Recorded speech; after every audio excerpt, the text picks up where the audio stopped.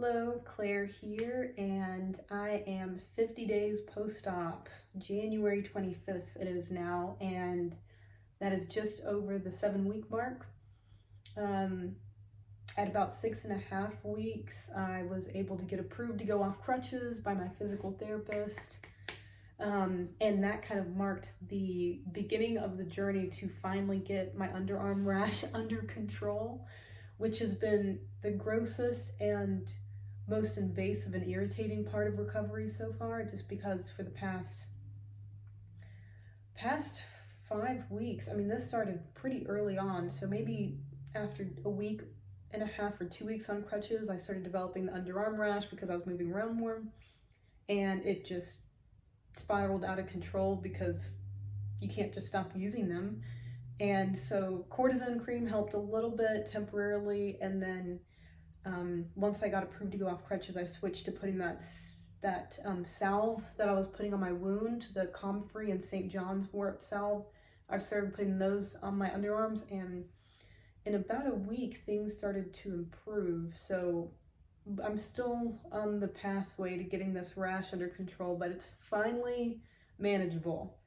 So that is a huge relief. You know, it's embarrassing, it's painful. It keeps me from wearing deodorant. I can't shave it or anything, so it's just, you know, living in a jungle over here. So I'll be happy when that finally fully goes away. And what else? Went off crutches. So that also came with adding in a few more exercises from the physical therapist, including a standing hip abduction, which is kind of like leg going out and then back. So I'll show some of those at the end of this video too, just to show you what I've added on. And then some lateral walks with a tension band. And I don't know what level of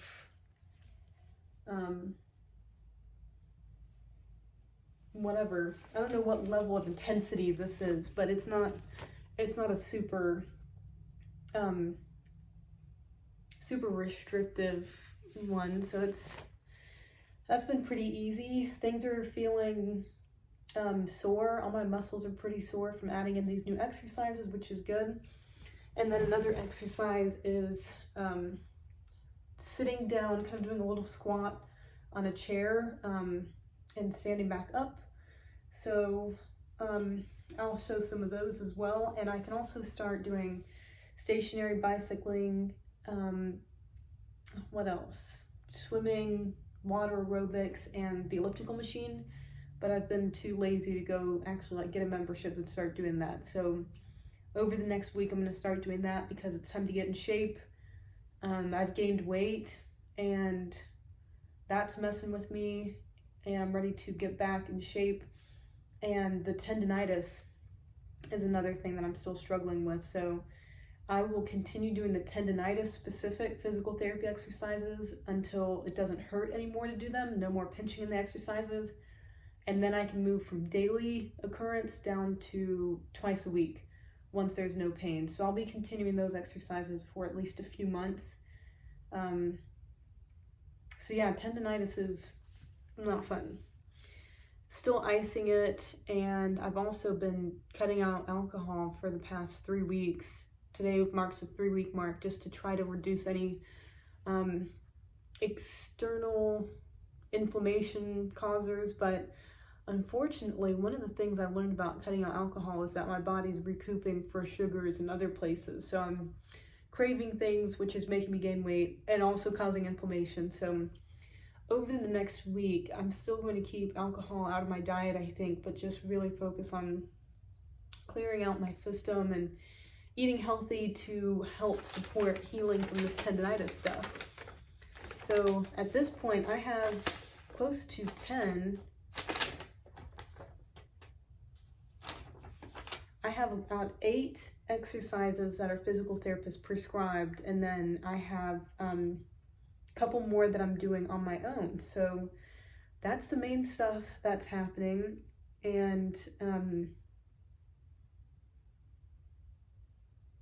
yeah, just moving through the motions, still working remotely, so no changes there, and hoping to get outside a little bit more here in the next few weeks and start stationary bicycling. But the extra mobility without the crutch has been a huge win the past week or so, and now I just need to, continue working on not standing and twisting my leg when I'm turning around. Like, I'm supposed to do tiny steps to turn, and instead I'm taking these big steps, and so that rotating in the hip is something the surgeon does not want me to do.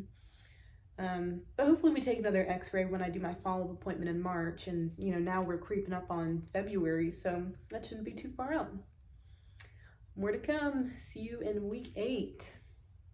So what I'm going to do is show some physical therapy exercises that I'm doing. This is all the physical therapy I'm doing for right now, and just going to walk through them in the order which they've been added on. So from late December when I started physical therapy to now, and I'm not going to do the full routine, I'll just do a couple of each one to show you what I'm doing.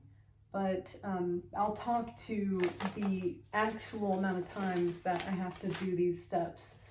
So this first one here is a supine hip abduction isometric, and I'm using this strap, but you can use something else, and basically push out for 2 seconds, relax for 2 seconds, push out for 2 seconds, relax for 2 seconds, and then I have to do that 20 times. So out for 2, and then relax. So that's the supine hip abduction. Another thing I'm doing that I do for 20 times, hold for 2 seconds, and then relax, is a hip abduction squeeze. So squeeze 2, relax 2, squeeze 2, relax 2. Do that 20 times. And then this next is just glute squeeze, which you can barely see, so I'll move over. But holding for 2, relaxing for 2, and then also doing that 20 times.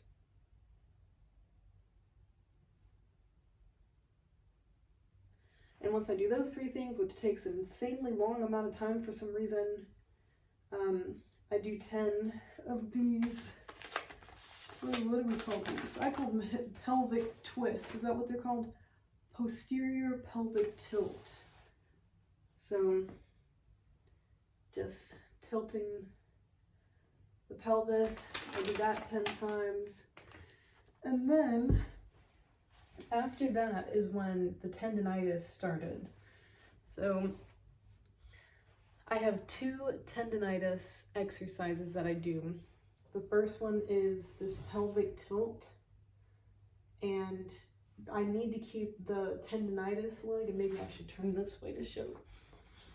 But the leg that has a tendinitis is my left one here. So that's what, and that was my kneecap, if you're wondering. But I straighten it out and kind of tilt my pelvis back, and I hold that for 10 seconds. And then at the end of the 10 seconds, I just kind of relax for 5 seconds. So this is relaxed. My pelvis is now tilted forward, like I'm about to lean forward. And then after relaxing, tilt the pelvis back again, hold that for 10 seconds. And then I do that 5 times. So that's supposed to help. And I think it is helping. It's just, tendinitis is just annoying. Another thing I do is, what do we call this? Pelvic tilt hip flexion isometric. And so what I do is at 5 different angles, I'll say. So like 1 angle here, 2, 3, 4, 5. I push against it. So I'm like fighting against myself. This is coming towards me and I'm pushing this away. So I do that for 5 seconds each.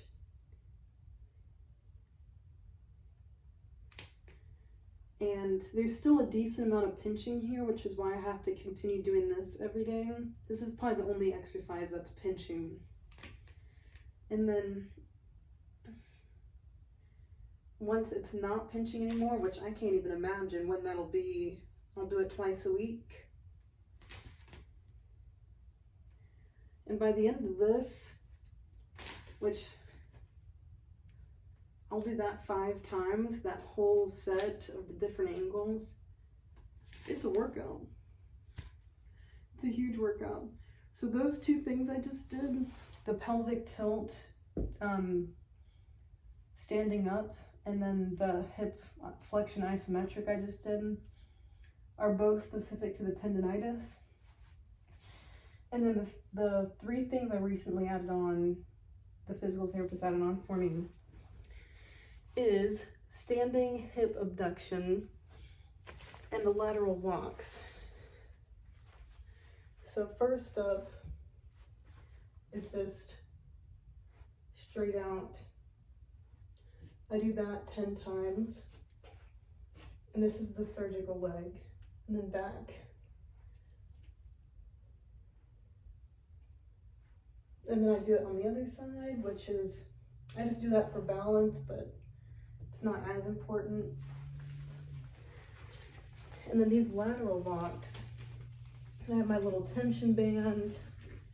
It's like as soon as I start making a video, I can't even think of like English words for things anymore, so I don't even know if that's what it's called. But then I walk back and forth.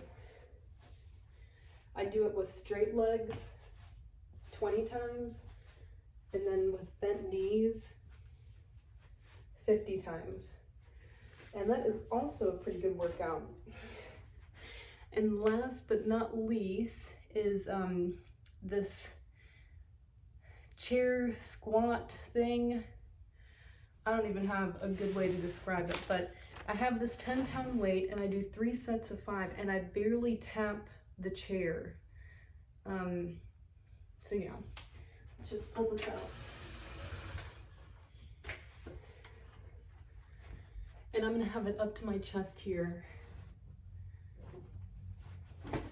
So he doesn't want me sitting all the way down. He wants me to add a little bit of height to the chair. And just wants me to barely tap it. So I have the 10-pound weight up to my chest. And I'm just barely tapping it.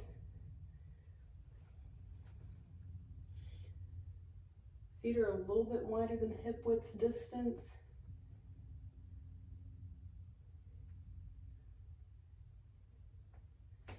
So I do that 5 times, and I'll kind of scoop this back maybe so you can see I'm holding this a little bit better. Yeah, you can kind of see that. So you can see I'm just barely tapping it and have this up to my chest. So I do that 5 times and 3 sets of that. And that's my physical therapy for now. Other things I've added on is just like lifting weights with my arms, which I should have done while I was in bed, but I was just too in the dumps. So hopefully I get back in shape soon.